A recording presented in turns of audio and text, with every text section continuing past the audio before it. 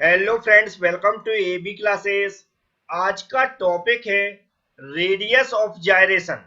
इस टॉपिक को समझाने से पहले मैं आपको बता दूं, strength of material and mechanics of structure के मैक्सिमम वीडियो में अपलोड कर चुका हूं। यदि आपने वह अभी तक नहीं देखे हैं तो एक बार जरूर देख लें। उसके लिए हमने एक पर्टिकुलर प्लेलिस्ट बना रखी है, strength of material and mechanics of structure के नाम से, जिसमें जाकर आप देख सकते हैं।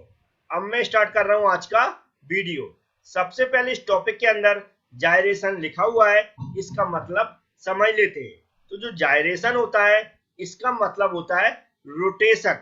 तो इस टॉपिक को हम ऐसा भी बोल सकते हैं, रेडियस ऑफ रोटेशन। अब हम बात करेंगे इसकी डेफिनेशन की। तो यहाँ पर जो डेफिनेशन लिखी हुई है इसको मैं समझाऊंगा लास्ट में। सबसे पहले यहाँ पर जो टॉपिक लिखा हुआ है रेडियस ऑफ जायरेशन, इसके कंसेप्ट को समझेंगे और समझने की कोशिश करेंगे एक्चुअल में रेडियस ऑफ जायरेशन क्या होती है। इसके कंसेप्ट को समझने के लिए हमने जो इससे पहले एक वीडियो डाला हुआ है मूवमेंट ऑफ इनर्शिया का, वह आपको अच्छे से समझना होगा, क्योंकि उसी कंसेप्ट के थ्रू हम समझेंगे रेडियस ऑफ जायरेशन क्या होती है। तो अब मैं समझा रहा हूं, सिर्फ आपको इस डायग्राम की ओर ध्यान देना है और जैसा भी मैं समझा रहा हूं उसको सुनते जाना है और समझते जाना है। हमने मान लिया एक बॉडी है जो कि यहाँ पर आपको दिख रही होगी, उसका एरिया क्या है, ए है। इस बॉडी का हमें क्या निकालना है, मोमेंट ऑफ इनर्शिया निकालना है एक एक्सिस के अबाउट, जो कि एक्स एक्सिस यहाँ पर आपको दिख रही होगी। तो जो कि हमने कंसेप्ट बताए हुए थे मोमेंट ऑफ इनर्शिया के, कैसे निकालते हैं किसी बॉडी का मोमेंट ऑफ इनर्शिया। हम क्या करते हैं, यदि कोई इरेगुलर बॉडी है जिसका कि एक जैसा शेप नहीं है, उसके शेप को हम क्या करते हैं, छोटे छोटे खंडों में डिवाइड कर लेते हैं। तो हमने इसको क्या किया, छोटे छोटे खंडों में डिवाइड कर लिया। हमने मान लिया पहला खंड है जिसका एरिया A1 है, दूसरा खंड है उसका एरिया A2 है, तीसरा खंड है जिसका एरिया A3 है। ऐसे नंबर ऑफ जितने भी इसके इस बॉडी के अंदर जितने खंड बन जाएंगे उनके इस तरह नंबर ऑफ एरिया मान लेंगे। और हमने जिस एक्सिस के अबाउट हमें मोमेंट ऑफ इनर्शिया निकालना है वहां से उसकी दूरी मान ली, जैसे कि पहले खंड की दूरी y1, दूसरे खंड की दूरी y2, तीसरी खंड की दूरी y3। इस तरह हम जो हमारी हमने खंड दिख रहा है इनका इस एक्स एक्सिस के अबाउट जो मूवमेंट ऑफ इनर्शिया होगा वह क्या होगा, वह मैं सबसे पहले बता देता हूं। तो जैसा कि हम जानते हैं इस एक्स एक्सिस के अबाउट जो मूवमेंट ऑफ इनर्शिया होगा, क्या जो फॉर्मूला आप लोग जानते होंगे, जो किसी बॉडी का जिसका बॉडी का हमें जिस एक्सिस के अबाउट मूवमेंट ऑफ इनर्शिया निकालना है, क्या करते हैं, उस बॉडी का एरिया इनटू वह दूरी जिस बॉडी का मूवमेंट ऑफ इनर्शिया निकालना है वहां से उस एक्सिस की दूरी जिस एक्सिस के अबाउट हमें मोमेंट ऑफ इनर्शिया निकालना है उसके स्क्वायर के बराबर होता है। तो जैसे कि फर्स्ट बॉडी जो फर्स्ट एरिया A1 है जिस खंड का, उसका मोमेंट ऑफ इनर्शिया क्या हो जाएगा, A1 by1 का स्क्वायर। y1 क्या है, जो डिस्टेंस है उसका स्क्वायर। इसी तरह सभी बॉडी का हमने क्या मान लिया, नंबर ऑफ बॉडी n है, मतलब टोटल बॉडी का हमने मान लिया an by n का स्क्वायर। ये हो गया हमारे x एक्सिस के अबाउट सभी खंडों का योग हो गया मोमेंट ऑफ इनर्शिया का। तो हमने क्या इनको सभी को योग करके इसलिए लिख दिया है क्योंकि ए वाली जो खंड है इसका एक्सिस के अबाउट जो हमारा मोमेंट ऑफ इनर्शिया होगा ये होगा, दूसरे खंड का ये होगा, तीसरे खंड का ये होगा, ऐसे नंबर ऑफ खंड होंगे। ठीक है, उनको हमने क्या कर दिया, टोटल योग कर दिया कि जो हमारा आई एक्सिस के अबाउट सभी खंडों का टोटल मोमेंट ऑफ इनर्शिया कितना होगा, ये होगा। लेकिन जब हम इसको एक साथ लिखते हैं तो मोमेंट ऑफ इनर्शिया हम क्या करते हैं, इनको अगर एक साथ लिखना है तो एरिया इंटू डिस्टेंस के स्क्वायर में क्या लगा देते हैं, समेशन लगा देते हैं। तो मैं उसको लगा के दिखा देता हूं। तो जैसा कि हम इसको जो ऊपर वाली इक्वेशन है उसको कैसा लिख सकते हैं, आई एक्सिस मतलब आई, जो आई क्या moment of inertia, x axis का मतलब जिस एक्सिस के अबाउट हम मोमेंट ऑफ इनर्शिया निकालना है। इस समेशन का मतलब होता है सभी का योग। ये क्या है, किस खंड का एरिया, बाई क्या है जिस एक्सिस के अबाउट हम मोमेंट ऑफ इनर्शिया निकालना है वहां तक की डिस्टेंस, और स्क्वायर जो कि जो मोमेंट ऑफ इनर्शिया का फॉर्मूला होता है निकालने का उसके अकॉर्डिंग। तो A M I X equal to sigma A Y square, इस इक्वेशन को ऐसा लिख सकते हैं। ये तो हो गया हमारे मूवमेंट ऑफ इनर्शिया की बात कि अगर हम किसी बॉडी को छोटे छोटे खंडों में डिवाइड करके हम क्या निकाल सकते हैं, मूवमेंट ऑफ इनर्शिया उसको निकाल सकते हैं। लेकिन ऐसा मान लें कि जो हमारी पूरी बॉडी है, क्या पूरी बॉडी है जिसका क्या है टोटल एरिया किसी एक जगह कॉन्सेंट्रेट हो रहा है, मतलब पूरी बॉडी का एरिया में एक जगह मान लेते हैं कि इसका जो पूरी बॉडी का एरिया यहाँ पर है। ठीक है, तो उसके अकॉर्डिंग हम क्या करेंगे, ये जो एक्स एक्सिस है उसके अबाउट मूवमेंट ऑफ इनर्शिया कैसे निकालते हैं यह मैं आगे बताने वाला हूं। तो यहाँ पर आप देख सकते हैं, जैसा कि हमने मान लिया इस सभी जो अलग अलग खंडों को माना हुआ था, हमने ऐसा मान लिया कि इस पूरी बॉडी का जो एरिया है, हमने मान लिया इस स्ट्रिप पर क्या होगा, कॉन्सेंट्रेटेड हो रहा है। हमने मान लिया पूरा एरिया इसका डिपेंड कहाँ पर पड़ता है, इस क्या स्ट्रिप पर पड़ता है।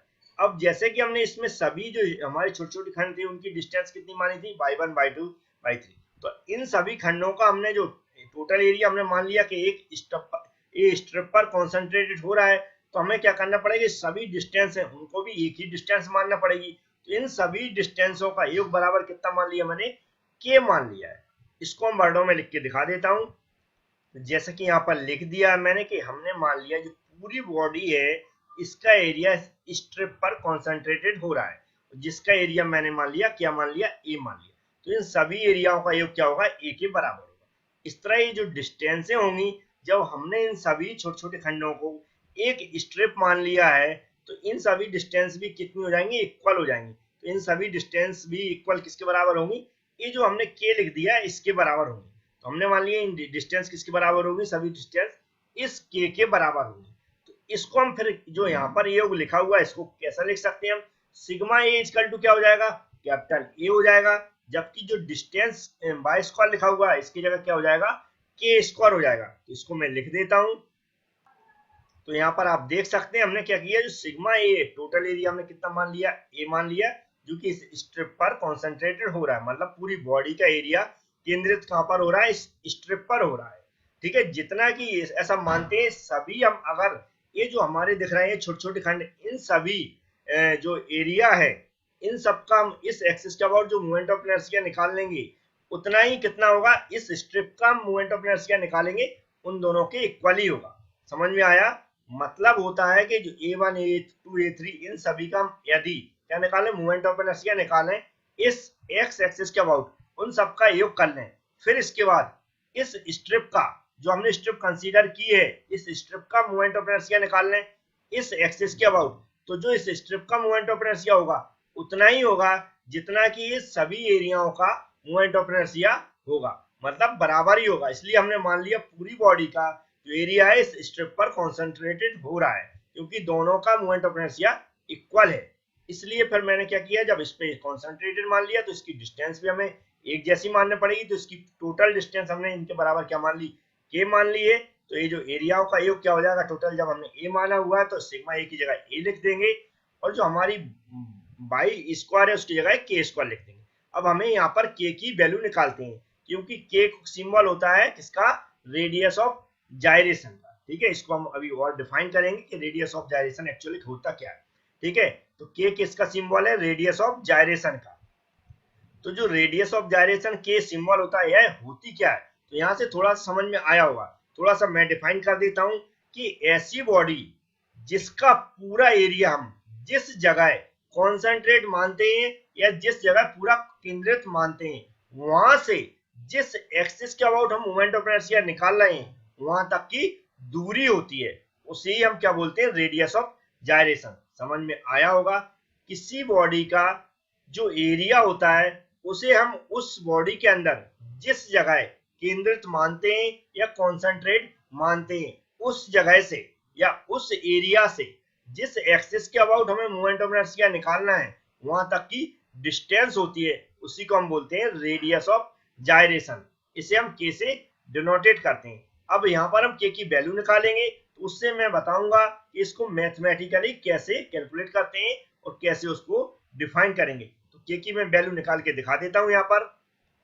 तो यहाँ पर आप देख सकते हैं अगर के स्क्वायर को हम इक्वल में करेंगे तो जो हमारा आई एक्स है इसके बटे में ए पहुंच जाएगा। अब यहाँ से स्क्वायर हटाएंगे तो दूसरी तरफ क्या चढ़ जाएगा, रूट का साइन चढ़ जाएगा।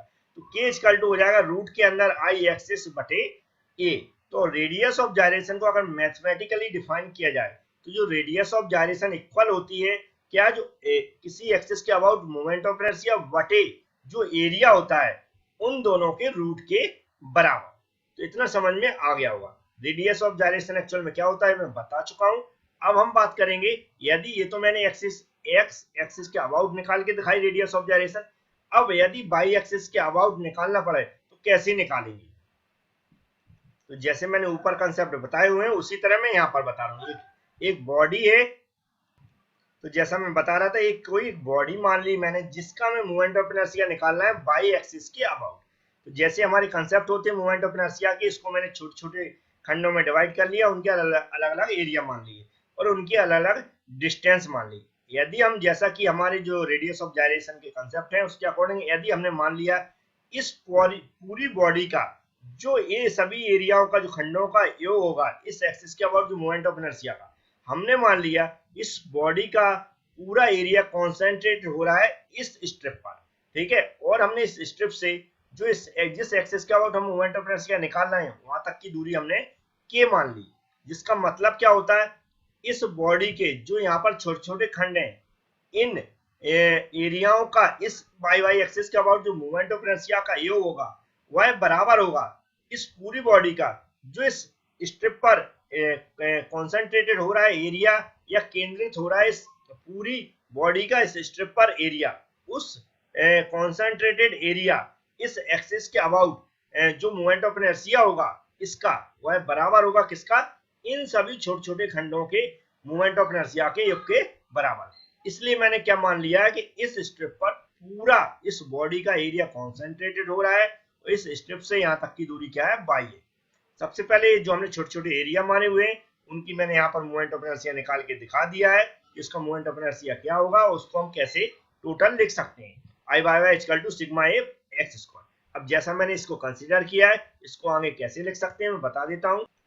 तो जैसा कि हम देख रहे हैं कि सभी एरिया हमने क्या मान लिया, ए मान लिया, और जिस स्ट्रिप का एरिया क्या मान लिया, ए मान लिया, कि इस स्ट्रिप पर पूरा एरिया कॉन्सेंट्रेट हो रहा है या केंद्रित हो रहा है, ठीक है। और जो डिस्टेंस है हमने इन सभी डिस्टेंस जो थी x1 x2 x3 इन सभी को ना मानते हुए हमने एक डिस्टेंस मान ली ओनली के, ठीक है। तो इसकी जगह सिग्मा ए की जगह हम ए लिख सकते हैं और x की जगह हम के लिख सकते हैं, तो हमने इसको रिप्लेस कर दिया है। यहाँ पर देखते हैं ए के स्क्वायर हो गया, इसको सही लिख सकते हैं हम, तो देख सकते हैं मैंने इसको सही कर दिया। अब हमें के की वैल्यू निकालना है, क्योंकि के होता है रेडियस ऑफ जायरेशन, इसकी मैं वैल्यू निकाल के दिखा देता हूँ।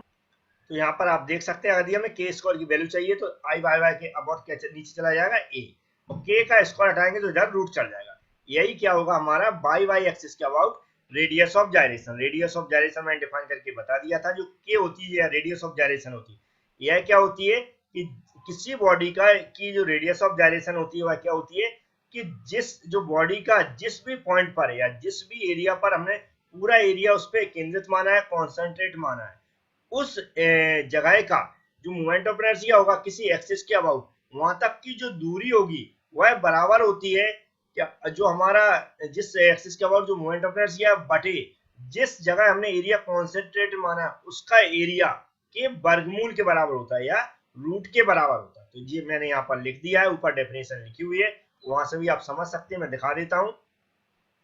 तो जैसे कि यहाँ पर लिखा हुआ है, इसको भी पढ़कर आप समझ सकते हैं जैसा मैंने समझाया। यदि वीडियो पसंद आता तो लाइक जरूर करें। Thank you friends.